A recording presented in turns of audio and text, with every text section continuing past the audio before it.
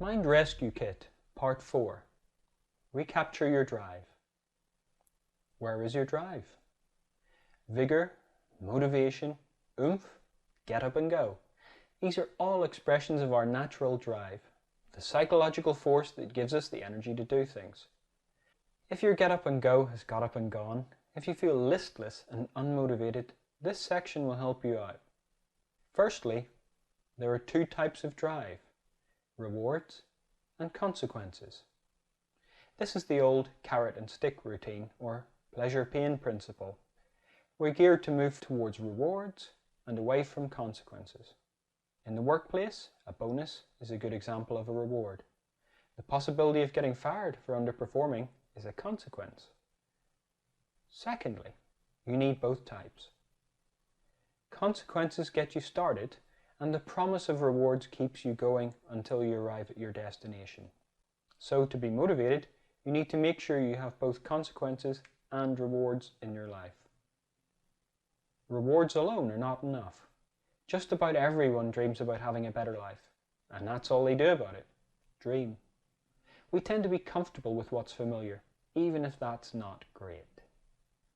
So we need some dissatisfaction or an impending negative situation to get moving. Consequences alone don't work either. These are the not goals from the last part. Moving away from being poor is not the same as moving towards being wealthy, in the same way that moving away from New York is not the same as moving towards Chicago. Too many consequences can be a trap. Some people get so hemmed in by all the things they shouldn't do that there are no longer any options left for what they should do. We need both motivators to have a healthy drive, so let's have a look at yours. Explore. Think of something you're currently motivated to do. This can be something simple like getting out of bed in the morning or having lunch. What rewards and consequences are related to that action? Now think of something you want to do, but don't feel you have the energy for. What rewards and consequences are related to that action? What do you want from life anyway? We all have different perspectives, different boundaries, and different ideas about what's important in life. That's because we each have different emotional drivers behind our rewards and consequences. These are called values. When your values are dismissed by others, it feels bad. When someone engages your values, it feels motivating. Here's how to identify some of your values. Explore. Think about something that you want. What's important about that to you? When you have that, what will that give you? What deep need will it satisfy? What else is important about that? What will that give you? Keep going until you've identified several. Bear in mind that we are not usually conscious of many of our values, and it can sometimes take a bit of thought to bring them into awareness. Knowing those values, it's possible to learn a lot about yourself and others. Values tend to be represented by emotionally charged words: freedom, security, passion, satisfaction, fulfillment, and so on. These are all towards values, rewarding us emotionally. You can find the values of your consequences too, your away from values. To find those, repeat the exercise, but ask, what's it important that I don't have? For example, at work it might be important that you're not stressed out. Stress would be an away from value. Explore your away from values too. Motivation that won't let you down. Sometimes your drive can desert you at the worst moments, and I want to prevent that from happening to you. There are two reasons this can happen. Firstly, your drive can vanish if one of your values is no longer being satisfied by the task. For example, suppose one of your main values is fun. If your job stops being fun, you'll stop wanting to do it. Simple. To remotivate yourself in that case, you'd have to find a way to put the fun back into your job, or find a different job that's more fun to you.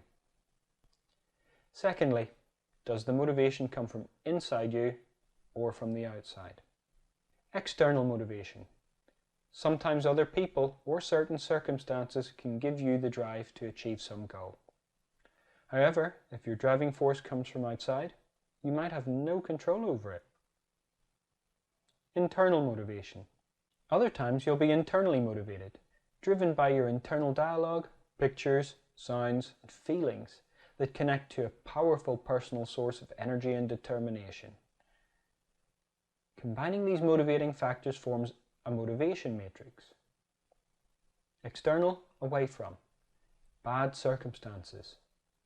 In some situations you can be motivated by antagonists or by bad circumstances. If you're motivated by moving away from a bad situation or set of circumstances, there may be a certain point on your journey when you're far enough away that it becomes more bearable. The energy runs out of such a motivation at that point. And if you aren't at your goal yet, you'll need to quickly find another driving force to get yourself back on track. External towards. Positive comparison. Suppose, for example, that competing with another person motivates you. Your drive comes from wanting to be better than their finest effort, a positive comparison. This can be a very strong driving force, but because it's an external motivation, it is vulnerable to outside influence.